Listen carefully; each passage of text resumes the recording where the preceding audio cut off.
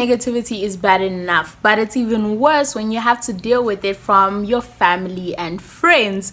And as someone who has quite a bit of experience on that, I will be sharing with you how exactly you can make sure that this negativity that you're getting from other people does not actually affect you. And something I realized during my business journey was that not everyone is going to agree with everything that you do, because I feel like as entrepreneurs we assume that since we're starting a business and we're excited about it, we think that other people are going to be just as excited as we are. And when you don't get that same energy that you're expecting, it really bothers you, because you don't understand the reason why people are not able to actually back you up. Like the people that you care about, people that you love, are not able to back you up.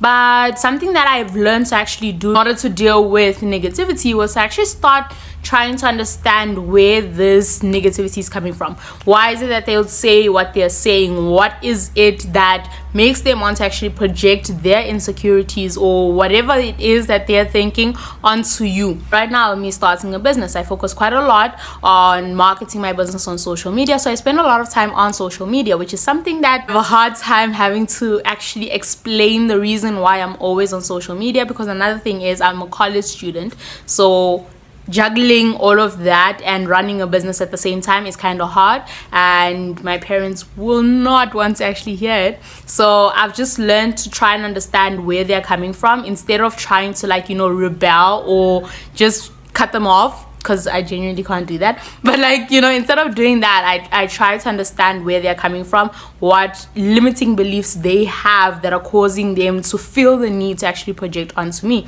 so that I don't end up blaming myself or feeling like I'm the one who has the problem. Something else that I've started doing a lot more is actually reminding myself of my why factor.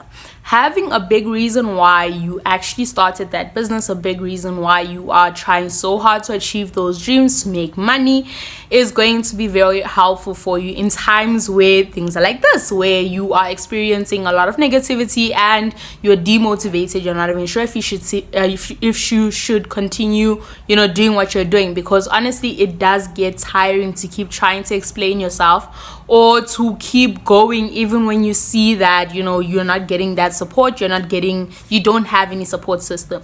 So I have learned now that it's important that you keep reminding yourself of the reason why you decided to start that business, the reason why you do what you do, because if you don't remind yourself, you really will start questioning whether or not you should be doing what you're doing, or whether or not it's actually worth it. So make sure that the reason why you're doing something is not just because you want to make money or just because you want to have a luxurious life. It has to be something deeper. What is it that made you get started? What is it that compelled you to start that business? So make sure you have a very good reason why, something that really touches your heart, something that you're very passionate about.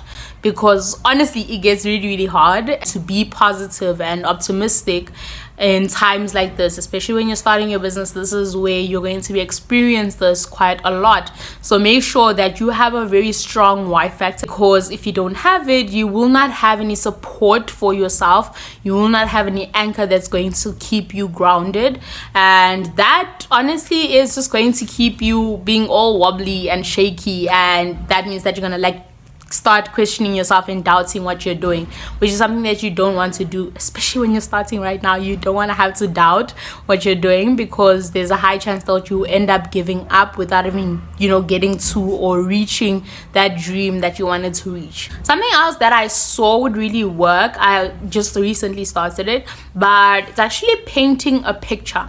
So this means that for 5 minutes or close to 5 minutes, you are going to sit down, close your eyes, and dream of this life, of this business, of this thing that you are doing, something that you're working towards. How does the end goal look like?